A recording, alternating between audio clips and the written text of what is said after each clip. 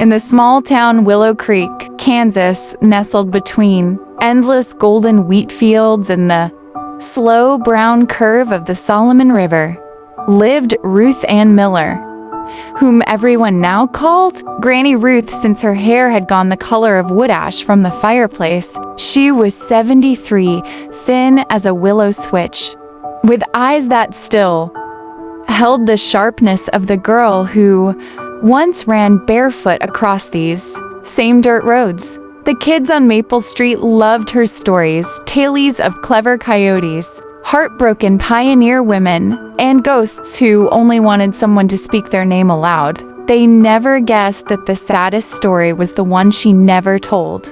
It began in the blistering summer of 1968, when the rains never came and the ground split open like old leather. Ruth Ann was 19, newly married to Tommy Lee Carter, the younger son of the Carter farm. Tommy was gentle, almost shy, a high school history teacher who carried chalk dust on his sleeves and poetry in his pocket. His older brother, Dale Carter, had come home from Kansas City where he worked as a freight clerk for the Union Pacific Railroad. Dale was everything Tommy was, not allowed, thick-necked, fond of cheap whiskey and the company of rough men down at the VFW. He had a wave of looking at women that made them drop their gaze. Even though he was married too, his wife, Darlene, had stayed in the city with their 2 little girls.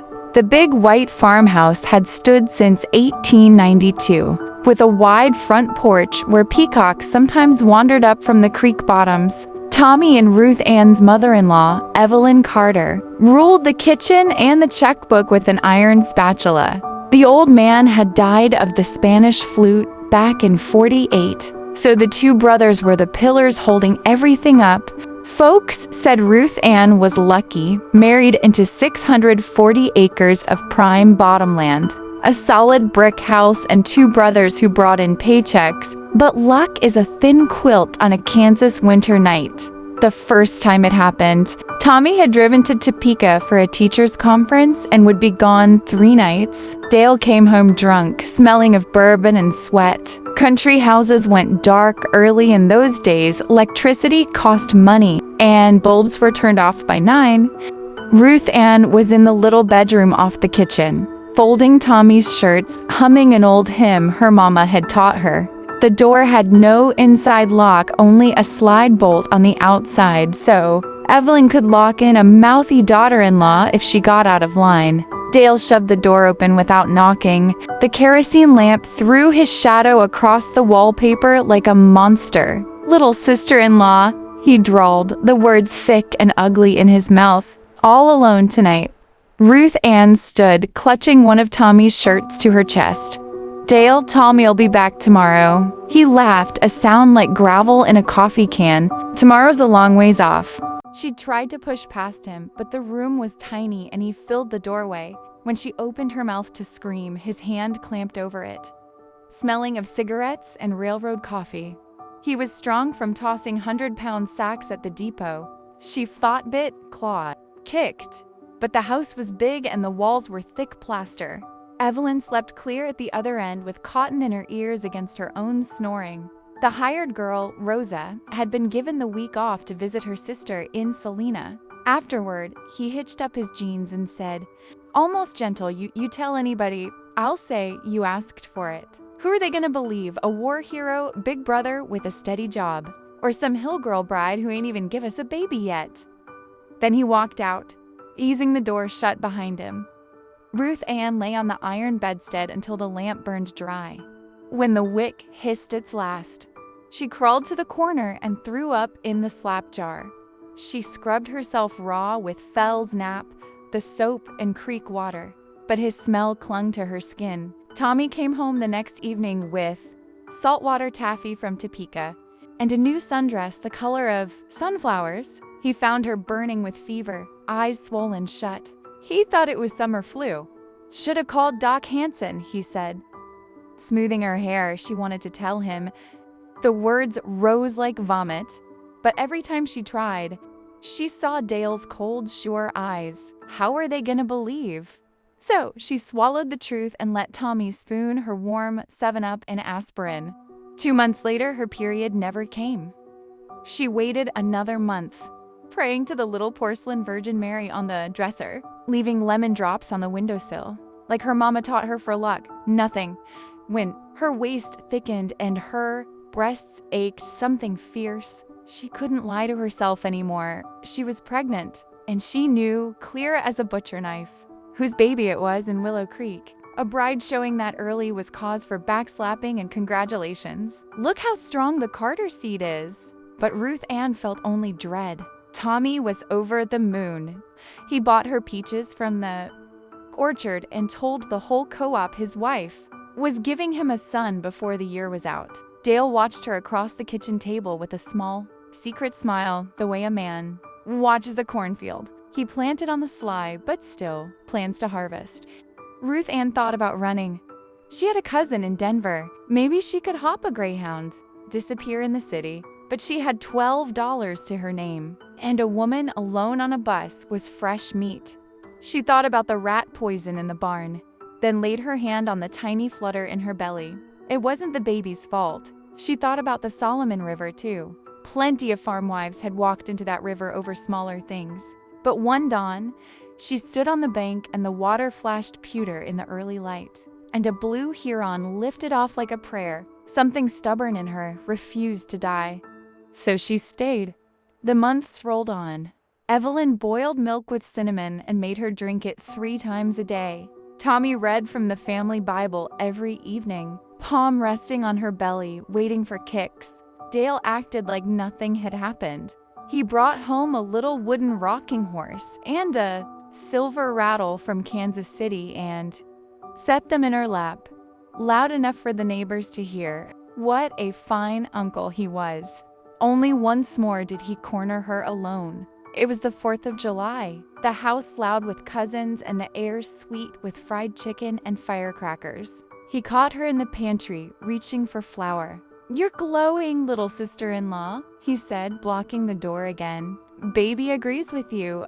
That was the day she found her voice. "Lay a hand on me again and I'll cut your throat while you sleep." He stared a long minute, then chuckled low. Got some fire after all. Good, my boy's gonna need it. He never touched her again. Maybe he believed her. Maybe he didn't need to. The baby came in February, when the wind cuts like barbed wire. A boy, big and red and mad as hell, with Tommy's narrow nose but Dale's thick black hair. Tommy cried when the midwife laid him in his arms. He named him Ethan, after his own granddad, because he came out fighting. Dale stood in the doorway with a cigar and that same calm, awful smile. The years flipped past like calendar pages in the wind. Ethan grew tall and broad, quick-tempered, with a laugh that turned heads at the county fair.